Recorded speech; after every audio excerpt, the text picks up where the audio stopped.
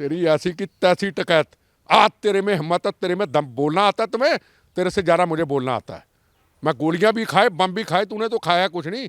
तू तो नारे मारे जानता है ऐसे, बैरिगेट हटा रो, बैरिगेट आ, बहस कर। मैं चैलेंज करता तुम्हें, तेरी बहस से मैं हार जाऊं, सजाए मौत। तू हार जाएगा, दोबारा कभी आंदोलन मत करना। आ टकैत। पाकिस्तान के इशारों पे एक पन्नू बैठा हुआ, पाकिस्तान चाइना का एजेंट यूके के अंदर, जो कहता खालिस्तान बनाएंगे इसकी ऐसी की तैसी। खालिस्तान ना बना था, ना बनेगा, ना कभी बनने देंगे। बनेगा तो पहले की तरह, जो मेरे बम्बों से टूटे हुए शरीर से, हमारी लाशों से गुजर गया था, ये गुजर जाएगा। इनको कह देना चाहते, ये पाक तेरा ख्वाब एक नज़ारा ही रहेगा। तू किस्मत का मारा है, मारा ही रहेगा। तेरे हर सवाल का जवाब करारा ही रहेगा। ये देश हमारा है, ऑक्यूपाई कश्मीर के साथ ये हमारा ही रहेगा। जब पाक की हिम्मत क्या है, वो भी नरेंद्र मोदी के होते हुए। अगर दिल्ली पुलिस ने इज्जत की, अगर नरेंद्र मोदी ने इज्जत की सिर झुका करके, इसलिए की कि सिर पे पगड़ी है। और ये गुरु महाराज की सिख कौम, अगर एक भी गोली चलती पुलिस वाली से, तो कितने मेरे सिख भाई जो है वो मौत के घाट उतर जाते। ये हिंदुस्तान का प्रधानमंत्री जिसका नाम नरेंद्र मोदी है, योद्धा, हमें उस पर फक्र है। लड़ेंगे उसके लिए, उसकी तरफ कोई आंख उठा के भी देखेगा, लड़ेंगे उसके लिए।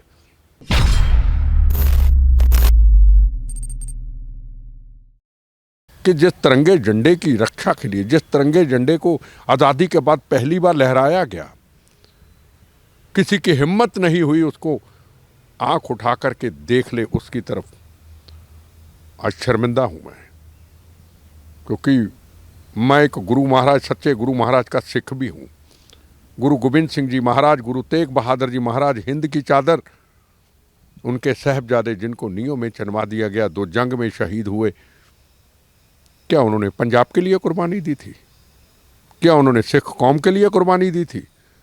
उन्होंने मजलूमों की रक्षा के लिए, हिंदू हो, मुसलमान हो, सिख हो, ईसाई हो, और हिंद की चादर कहा था गुरु तेग बहादुर महाराज को।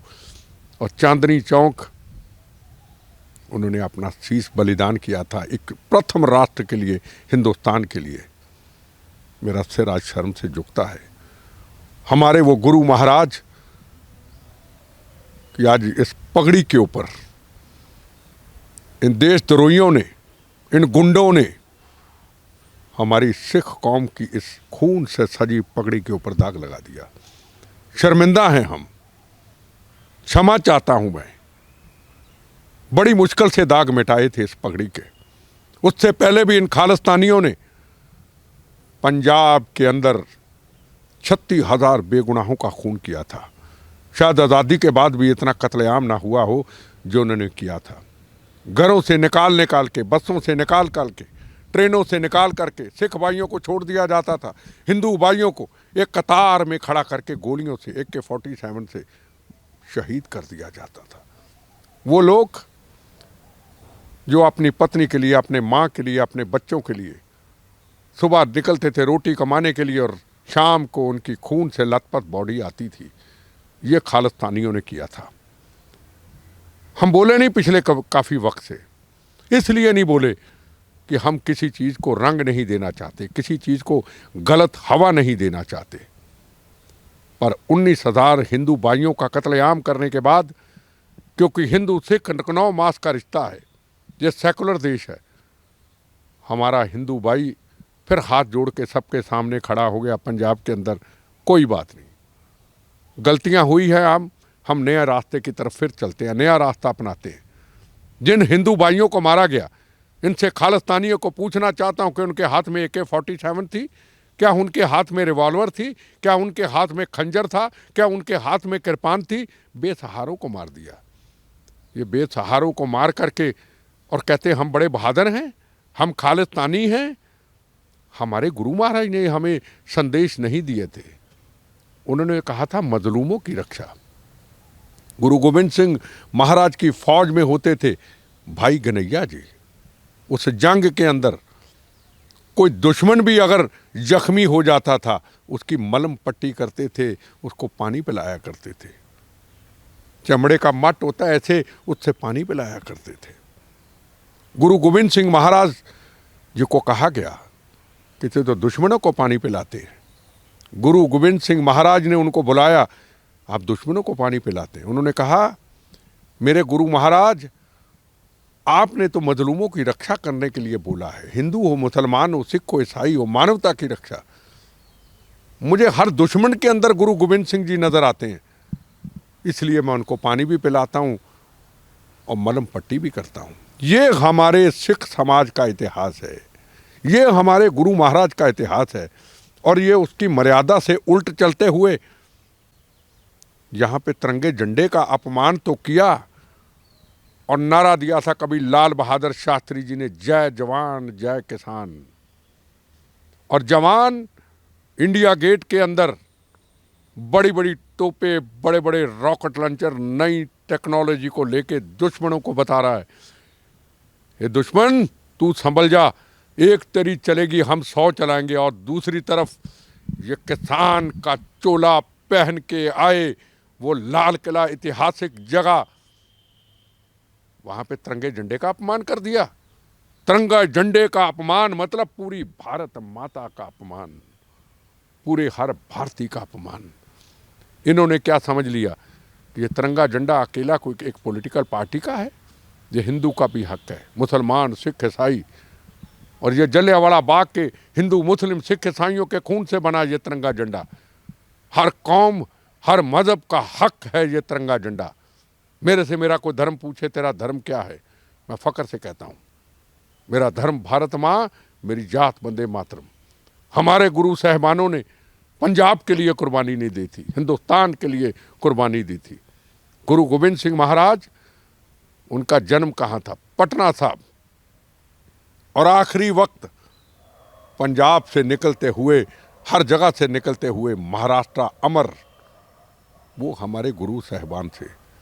ये नए नए पता नहीं कौम के गदार, मुल्क के गदार, देशद्रोही पाकिस्तान के इशारों पे एक पन्नू बैठा हुआ पाकिस्तान चाइना का एजेंट यूके के अंदर, जो कहता खालिस्तान बनाएंगे इसकी ऐसी की तैसी।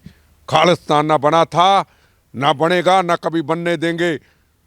बनेगा तो पहले की तरह जो मेरे बम्बों से टूटे हुए शरीर से, हमारी लाशों से गुजर गया था, ये गुजर जाएगा। इनको कह देना चाहता हूँ, ये 2021 का भारत है, 2020 का भारत है। इस भारत की तरफ आंख उठा के देख नहीं सकता, ये मैं दावे से कहता हूँ। उन्होंने आपने कहा कौम का गद्दार। सर, उन्होंने कौम का गद्दार उन्हें कहा जिन्होंने इस चीज़ का विरोध कहा कि वो कौम के गद्दार हैं। एक बात मैं आपको स्पष्ट कह दूं,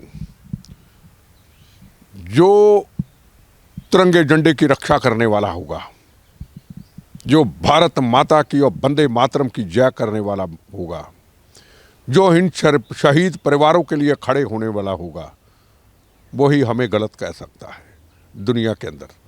जो राष्ट्र का सेवक होगा, जो तिरंगे झंडे से प्यार करता है, जो मातृभूमि के आगे सिर झुकाता है, जो वंदे मातरम के आगे सिर झुकाता है, हमें कभी गलत नहीं कह सकता।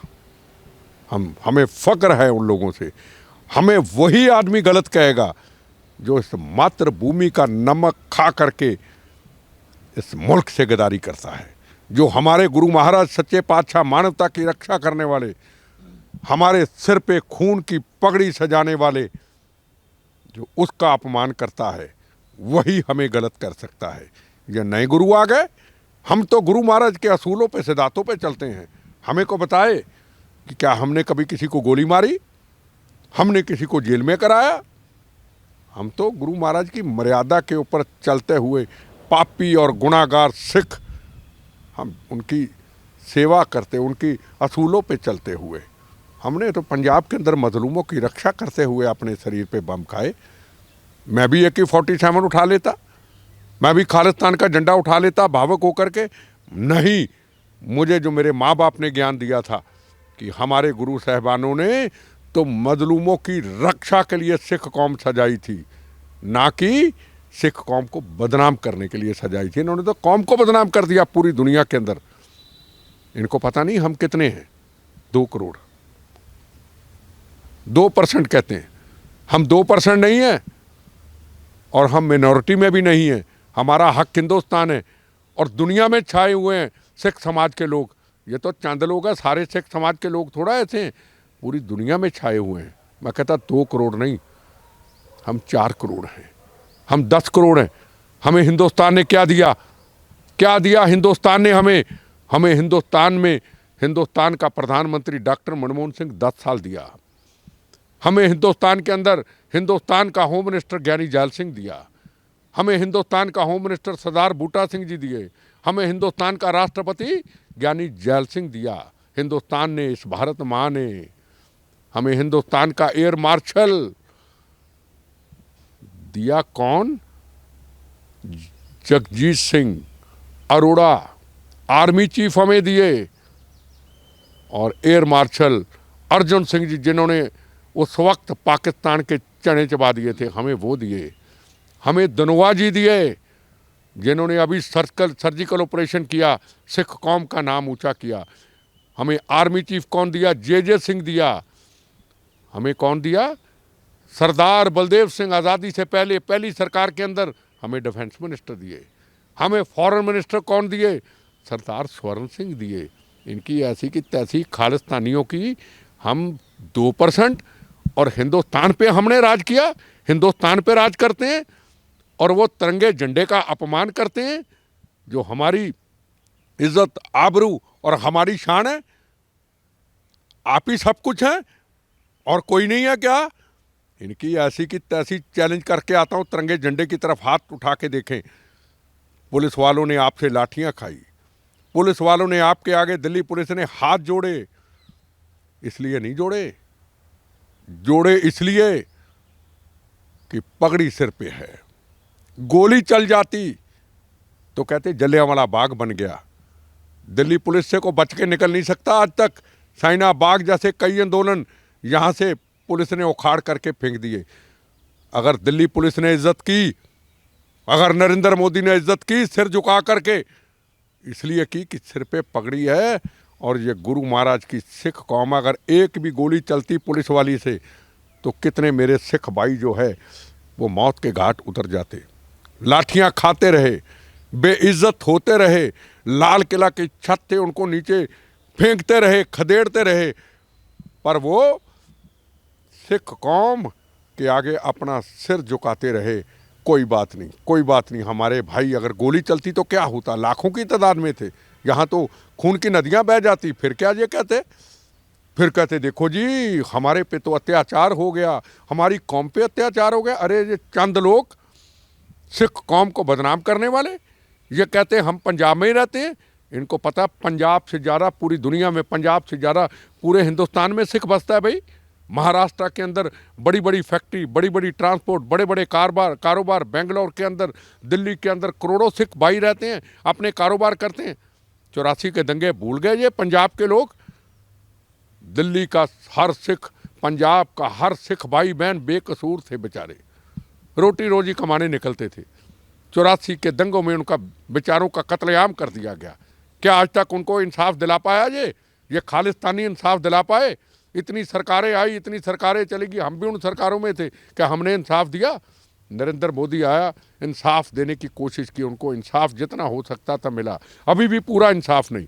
तो सोचा जाए 84 के दंगे हुए क्यों हुए? आप कह रहे हैं नरेंद्र मोदी ने इंसाफ दिया, और वहाँ राकेश टिकैत कह रहे हैं कि आंदोलन ये जो सब हुआ इसके जिम्मेदार प्रधानमंत्री नरेंद्र मोदी हैं, उनकी पुलिस है, और उन्होंने गोली क्यों नहीं चलाई, आंदोलन को क्यों नहीं रोका? वो कह रहे हैं बैठ के आप क्या कर रहे थे? टिकैत तो पहले ही कहता था गोली चलेगी तो हमारा आंदोलन कामयाब होगा। इसका कहने का मतलब था 1500 सिख भाई मारे जाते तो ये लाशों पे राजनीति करता टिकैत। ये तो बेवकूफ़ है, गवार है ये, जिसकी पत्नी ने पीछे कहा था खाना बनाते हुए, ये खाना बना रही हूँ मैं मोदी के पेट में डाल दूंगी, इसकी ऐसी की तैसी टिकैत। क्या है? क्या टिकैत? ये किसान है तो हम क्या करें? हम किसान नहीं है क्या? हम किसान नहीं है क्या टिकैत? मेरे से बहस कर। टिकैत कहता हूँ तुम्हें तमीज़ नहीं है क्या? तुम चाहते हो कि सिखों का कत्लेआम हो जाए और तू लाशों पे राजनीति करे? आज सामने आके लड़के दिखा तेरे में कितना दम है। बोलना बड़ा आसान होता है, हम बोलते भी हैं और हमने बम गोलियां भी खाए हैं। खालिस्तान कभी बनने नहीं दिया था, सामने गोलियां बम खाए, 100 किलो RDX खाया मैंने शरीर के ऊपर। टिकैत तूने क्या किया? क्या किया तूने? किसान हमारा अन्नदाता है, किसान हमारी इज्जत है, किसान हमारी आन शान है। पर किसान के नाम के ऊपर टकैत अगर गंदी घटिया बकवास करोगे, तेरी ऐसी की तैसी। खुदा है तू क्या? तू देश चलाता है क्या? चाइना के बॉर्डर पे जाके देखा क्या? शहीद परिवार के घर में देखा क्या? नरेंद्र मोदी की तरह चाइना के बॉर्डर के ऊपर 56 इंच की छाती लेके गया क्या? खेतों से निकल के तू बकवास करता है। गोली चलेगी, फिर शहादत होगी, फिर लाठियां चलेगी, सिख कौम फिर पहले की तरह शहीद होगी और तू लाशों पे राजनीति करेगा। फिर हिंदू सिख फसाद होगा, 84 के दंगे होंगे, तू लाशों पे राजनीति करेगा। तमीज़ है तुम्हें? इसको पूछना चाहता हूँ। कुछ भी बोल देता चैनल के अंदर। ये चैनल वालों को चाहिए इसको बिठा के सवाल पूछे, मेरे से बिठाए, मैं इसको पूछूं तू पहले किसान है या भारतीय है? तेरे लिए पहले तिरंगा झंडा है या तेरे लिए पहले किसान है या भारत है? उसको पूछना चाहिए। मेरे से पूछो, मैं कहता हूँ कौन हो? मेरा धर्म भारत माँ, मेरी जात वंदे मातरम। मेरे नस नस से ये मेरा नारा है, बम्बों से मेरे खून से निकला है इसको तिरंगे झंडे से प्यार। एक बार बोला तिरंगे झंडे का अपमान हुआ, तिरंगे झंडे का अपमान मतलब भारत माता का अपमान। वो कह रहे मोदी ने कराया है सारा अपमान। उनकी पुलिस बैठी रही, बैठकर क्या कर रही थी? वो पुलिस गोली चलाती, ये कहते थे गोली चलाओ। ये टकैत ने कहा था गोली चलेगी, खुद कहा था डंडे लेके, लाठी डंडे लेके आओ, गोली चलाओ। ये चाहते थे गोली चले। ये अपने घरों में बैठ गए, पीछे कैंपों में बैठ गए किसान नेता। अगवाई की किसी ने नहीं और खदेड़ दिया, जाओ जाके हमले कर दो। ऐसे होता है क्या? मैं भी लाखों की रैलियां की हैं अपनी ज़िंदगी के अंदर। लाल किला के अंदर 3-3, 4-4 लाख की, पूरे देश के अंदर 5-5, 6-6 लाख की रैलियां की है। कोई रिकॉर्ड बताए आज तक कभी मेरी रैली में चू भी हुआ हो? स्टेशनों से लोग आते थे, ट्रेनों से भर के आते थे, खाना खाया, पैसे दिया, डिसिप्लिन में आया, डिसिप्लिन में चले गए। मेरे जैसा व्यक्ति अगर इतनी इतनी बड़ी रैलियां कामयाब की, उनकी अगवाई करता था, तो ये तो लाखों लोग थे। इन्होंने अगवाई क्यों नहीं की? उनकी अगुवाई उस समय दीप सिद्धू कर रहे थे, जो पंजाबी एक्टर, उनका कहना वो कर रहे थे। और वो मोदी के दलाल हैं, उन्होंने ये सब करवाया है यार। मोदी के मैं मोदी का नाम है समर्थक हूँ, मैं मोदी की पॉलिसी का समर्थक हूँ, समझे मेरी बात? अब दीप सिद्धू छन्नी देओल के साथ कहीं कभी संबंध पुराने होंगे। अब मेरे से किसी से पुराने संबंध हो सकते हैं, आज मेरे संबंध नहीं है, और को मैं किसी के साथ फोटो खिंचा लूँ या मेरे साथ को फोटो खिंचा ले, तो मैं आपका दलाल या वो दलाल हो गया? मैं आपसे सवाल पूछता हूँ, फोटो को लेके उसी की चर्चा करने की, मोदी के साथ फोटो थी, मैं चले जाऊं किसी को लेके मोदी जी के पास और मैं साथ में फोटो खिंचा दूं, वो आदमी गलत निकल आए, तो क्या वो उसको ये कह देंगे? सर वही तो चीज़ है। यही कुछ दिन पहले उनके यहाँ पे भाषण दे रहे थे, तो वो किसान बने हुए थे, आज वो मोदी के दलाल होकर वो आकर बयान दे रहे हैं सोशल मीडिया पे कि मैं अगर बोलूंगा तो आपके लिए भागने के लिए जमीन कम पड़ जाएगी। ये दीप सिंह सिद्धू इसकी ऐसी किस ऐसी? वो किसानों को बोल रहे हैं, जो किसान इस समय उनको कह रहे हैं दलाल हैं, उनको कह रहे हैं कि मैं बोलूंगा तो आपके लिए जमीन। ऐसा है, वो ब्लैकमेलर है, वो ISI का एजेंट है। वो कई सालों से खालिस्तान की मूवमेंट चला रहा है, आतंकवादियों के फेसबुक पे पोस्टर डालता है, कई सालों से कर रहा है। तो पंजाब सरकार क्या कर रही थी? क्यों नहीं चेक किया? दिल्ली आने को दिया, वहीं पकड़ लेते। अब जो दिल्ली की पुलिस पकड़ने जाएगी, ये तो पंजाब पुलिस का काम था पकड़ना, पकड़ के बंद करते। ये था सुक्का संदेह वालिया, इनको दोनों को पकड़ के बंद करते। कहाँ गई इनकी इंटेलिजेंस एजेंसियाँ पंजाब की? पूछना चाहता हूँ। हर चीज़ दिल्ली पुलिस पे, हर चीज़ सरकार पे डाल दो। पंजाब क्या कर रहा था? पंजाब की मूवमेंट थी, पंजाब का प्रशासन क्या कर रहा था? पंजाब का प्रशासन क्या कर रहा था बताओ ना? यहाँ तक पहुँचे ऐसे जो गलत आंसर है, पंजाब प्रशासन को कंट्रोल करना चाहिए था। सर सवाल तो ये भी उठता है, रवनीत सिंह बिट्टू लगातार कह रहे थे कि ये जो आंदोलन है ये खालिस्तानियों द्वारा कैप्चर कर लिया गया है, तो राहुल गांधी, प्रियंका गांधी द्वारा क्यों उसको समर्थन दिया जा रहा था? मेरे से राजनीतिक बात मत करो, ये राजनीति हम कुछ भी बोल देते हैं। बिट्टू ने तो ये भी बोल दिया था, बिट्टू ने अच्छा बोला। अब बिट्टू जी के ऊपर जब हमला हुआ तो बिट्टू जी ने बोला, वो उससे पहले तो बिट्टू जी ने यह भी कह दिया था, मेरे ग्रैंडफादर को जिसने शहीद किया है राजवाना को, उसको छोड़ दो, किसानों की मांगे मान लो। ये क्यों कहा बिट्टू जी ने? सवाल है, क्यों कहा? अगर उस वक्त छोड़ देते तो आज बिट्टू जी की पोजीशन क्या होती, मैं पूछना चाहता हूँ। मतलब हम वोट की खातर, किसी की बात की खातर हम ये भी कह देते हैं, हमारे दादा को जिसने शहीद किया था चीफ मिनिस्टर को, उसको छोड़ दो। भी तू कौन है कहने वाला? हमारा भी हक है, हम भी उनके कैबिनेट के मंत्री थे, तुम्हारा खून का रिश्ता हो सकता है, हमारा खून से भी ज़्यादा रिश्ता है सरदार बेअंत सिंह से, जिन्होंने अमन शांति दिया।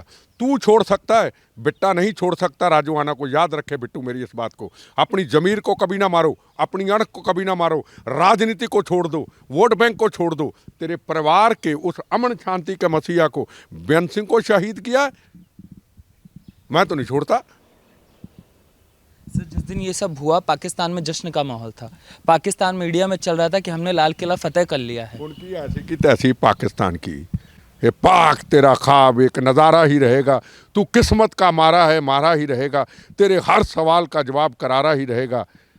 ये देश हमारा है, ऑक्यूपाई कश्मीर के साथ ये हमारा ही रहेगा। जब पाक की हिम्मत क्या है, वो भी नरेंद्र मोदी के होते हुए, नरेंद्र मोदी के होते हुए पाकिस्तान इनके पल्ले है क्या। सिख फॉर जस्टिस सर 1 फरवरी का भी अनाउंसमेंट कर चुका है इनाम को लेकर। 26 जनवरी के लिए भी किया गया था, 1 फरवरी को भी कह रहे हैं कि संसद का आप घेराव कीजिए, इतना दिया जाएगा आपको। अब तो उनको दिन बुरे आ गए। मुझे लगता है 1 साल के अंदर अंदर सिख फॉर जस्टिस का ये पन्नू फन्नू जो भी है, टन्नू फन्नू, इसको ले आएंगे इधर हिंदुस्तान में। ये आ जाएगा, जल्दी आएगा इधर। हम कानून लेकर के जो भी होगा, सेंट्रल गवर्नमेंट आज हमारी मजबूत है, इसको यहीं लेके आएंगे। ट्रैक्टर रैली में इन्होंने कहा था कि हम नेतृत्व करेंगे। ना नेतृत्व किया, ना कोई किसान नेता दिखाई दिया, ये कोई नहीं दिख रहे। मैं कहूँ इसका सबसे अगर को गुनाहगार है वो टकैत है, टकैत, बदतमीज, गंदी बकवास करने वाला टकैत। फिर कहूँ बदतमीज, घटिया बकवास करने वाला। और उसकी पत्नी, कहाँ इनका पिताजी टकैत, महान एक व्यक्ति थे वो टकैत। इनके पिताजी थे टकैत, महान व्यक्ति थे, एक आंदोलनकारी थे, देशभक्त थे वो टकैत।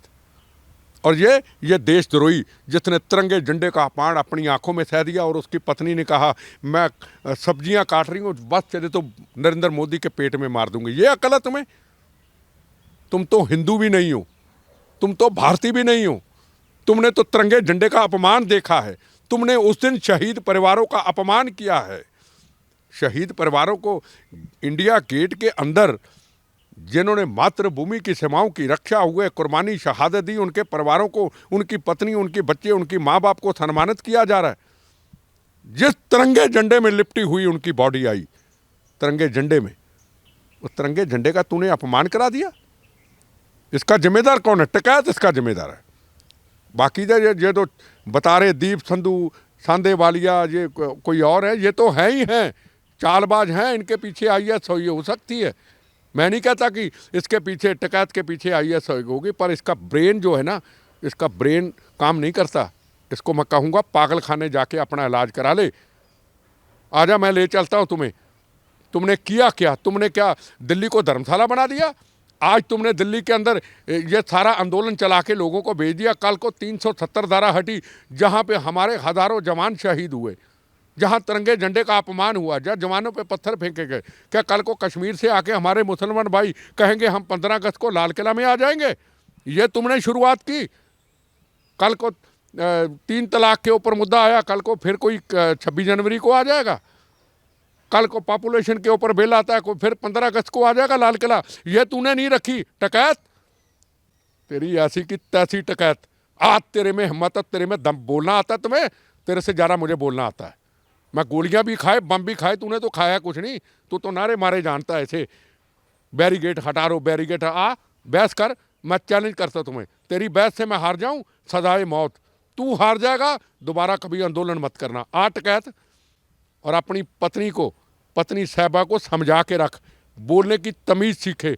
प्रधानमंत्री नरेंद्र मोदी जी हों या डॉक्टर मनमोहन सिंह जी हों या कोई और हो, तमीज़ सीखे। ये चाकुओं से मार देंगे। चाकू अपने पास ही रख ले। ये टकैत की ऐसी की तैसी, मैं ये कर दूं, मैं वो कर दूं। तू अकेला नहीं है, दुनिया बैठी है भैया। दुनिया में हिंदुस्तानी बैठा है, हिंदुस्तानी पूरा निकल आया ना, तू जवाब नहीं दे पाएगा। गलतफहमी में है तू। सर, क्यों इस तरीके के आंदोलन लगातार होते हैं? चाहे शाहीन बाग हो, चाहे वो, बहुत समानताएं हैं इन दोनों आंदोलनों में। सरकार चल रही बड़ी अच्छी, ठीक है ना। हम ना बीजेपी में हैं, ना नरेंद्र मोदी से को वास्ता है। हम टकसाली कांग्रेसी हैं, पर कांग्रेसी मैं बाद में हूँ। फिर कहूँ, पहले प्रथम राष्ट्र, मेरा धर्म भारत माँ, मेरी जात वंदे मातरम। जिसके लिए शरीर पे बम खाए, कई जवान शहीद कराए, पहले लिए देश, आज नहीं तो कल जाना है। उम्र 200 साल नहीं है, बोनस की ज़िंदगी जीता हूँ। जिस व्यक्ति ने उन शहीदों के सपनों को पूरा किया। जिस व्यक्ति ने सरदार पटेल जी के सपनों को पूरा किया, कश्मीर को एक नया संविधान, नई आज़ादी, वो तिरंगा झंडा एक जिसने किया, जिसने चाइना के बॉर्डरों पे जाके छाती ठोक करके खड़े होके चाइना को बता दिया ये 2020-21 का भारत है, इसकी तरफ देखना जरा आंख उठा के। पाकिस्तान तो हमारे लिए है ही कुछ नहीं, पूरी दुनिया के अंदर हिंदुस्तान का नाम ऊंचा किया। वैक्सीन आई अभी कोरोना के ऊपर, दुनिया हमारे से ले रही है। एक एक चीज़ के ऊपर उस व्यक्ति की, नरेंद्र मोदी जी की नज़र है। कैसे ना सलूट करूं। पाकिस्तान के प्रधानमंत्री इमरान खान की तो तारीफ कर देते हैं, ये खालिस्तानी अभी ये किसान आंदोलन कहते हैं इमरान खान तो हमारा यार है। तुम्हारा यार इमरान खान, मेरा लीडर, फक्र से कहता हूँ, नरेंद्र मोदी। हिंदुस्तान, मैं इमरान खान की बात तो नहीं कर रहा, मैं देश के दुश्मन की बात तो नहीं कर रहा, जो हमारे जवानों को रोज़ शहीद करते हैं। मैं उस प्रधानमंत्री को सलूट करता हूँ, उस प्रधानमंत्री के आगे सिर झुकाता हूँ जिस प्रधानमंत्री ने हमारी सीमाओं को सुरक्षित कर दिया, हमारे पूरे भारत को सुरक्षित कर दिया। बताओ पिछले 10 साल के अंदर क्या कभी 26/11 की घटना हुई? क्या कभी पार्लियामेंट की घटना हुई? क्या दिवाली के दिनों के अंदर इतने ब्लास्ट होते थे, कभी हुए? क्या नक्सलाइट रोज हमारे जवानों को शहीद करते थे, हुए? क्या कश्मीर के अंदर कभी गोली चली? अब हाँ, पठानकोट दीनानगर की घटना में गोली चली। जब नरेंद्र मोदी जी गए थे पाकिस्तान, हम अमन शांति चाहते हैं, पाकिस्तान ने धोखा दिया, अभी तक ठा ठा फायर जारी हैं पाकिस्तान की। तो चला, तू एक चला, तेरी 100 चलाएंगे। ये प्रधानमंत्री, ये इमरान खान नहीं है, ये मुशर्रफ नहीं है, ये हिंदुस्तान का प्रधानमंत्री जिसका नाम नरेंद्र मोदी है। योदा, हमें उस पर फ़ख्र है, लड़ेंगे उसके लिए, उसकी तरफ कोई आँख उठा के भी देखेगा, लड़ेंगे उसके लिए। बीजेपी कार्यकर्ता नहीं है हम भारतीय हैं। एक भारतीय होने के नाते उसका साथ देना, उसके हर कदम के कदम मिला के चलना, ये मेरी बची हुई बोनस की ज़िंदगी, मेरा कर्तव्य बनता है। मैं पूरा लड़ूंगा।